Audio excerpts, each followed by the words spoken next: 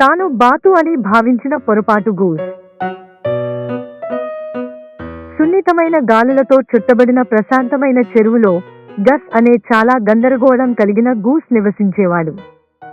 గస్ మిగతా గూస్ల మాదిరి కాదు. అతను గట్టిగా అరవడం లేదా నేరుగా ఈదడం చేసేవాడు కాదు.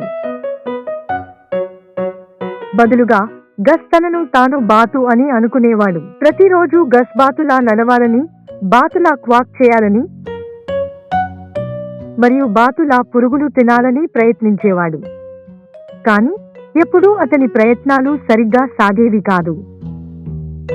ఒకరోజు గస్ బాతుల గుంపు దగ్గరికి వదలాడు. క్వాక్ క్వాక్ అని అతను తన బాతు శబ్దంలో అరిచాడు. బాతులు నవ్వుతూ, గస్, నువ్వు గూస్, నువ్వు ఎందుకు క్వాక్ చేయడానికి ప్రయత్నిస్తున్నావు అని అడిగాయి. గస్ గర్వంగా తన రెక్కలను నెమ్మదిగా అరిచాడు. లేదు లేదు, నేను బాతు, నా ముక్కు చూడు అని అన్నాడు. డెజీ అనే చిన్న బాతు తల ఊపుతూ, నీకు గూస్ ముక్కు ఉంది మరియు నువ్వు బాతు కంటే చాలా పెద్దవాడివి అని అంది. కానీ గస్ నమ్మలేదు. అతను బాతుల ఈత పోటీలో చేరాలని నిర్ణయించుకున్నాడు. అతను తన రెక్కలను ఎగరేశాడు. నీళ్లలోకి ఎగిరి సాధ్యమైనంత వేగంగా ఈదడం ప్రారంభించాడు. బాతులు నీటి మీద సున్నితంగా ఈదుతూ వెళ్ళాయి. కానీ గస్ మాత్రం నీటిలో సైతం అలజడిని సృష్టించాడు.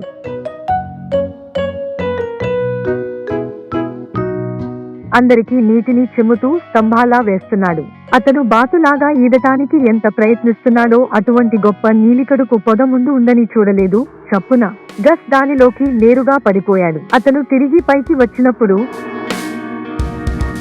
అన్ని బాతులు నవ్వుతూ, చూడు గస్, నువ్వు బాతు కాదు, నువ్వు గూస్ అని అరిచాయి. గస్ నీళ్లలో తన తెలిసిన పక్షి రూపాన్ని చూశాడు.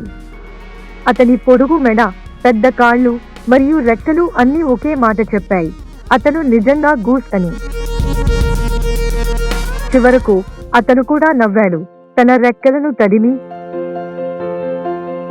నిజంగా నేను సిల్లీ గూస్ అనుకోవచ్చు అని అన్నాడు. ఆ రోజు నుంచి గస్ బాతులాగా ఉండడానికి ప్రయత్నించడం మానేశాడు మరియు గూస్ గా ఉండడాన్ని ఆమోదించాడు. అతను గట్టిగా అరుస్తూ, పెద్ద బూటకపు వలయాలు ఈదుతూ మరియు బాతులకు అసలైన గర్వం ఏమిటో చూపించాడు.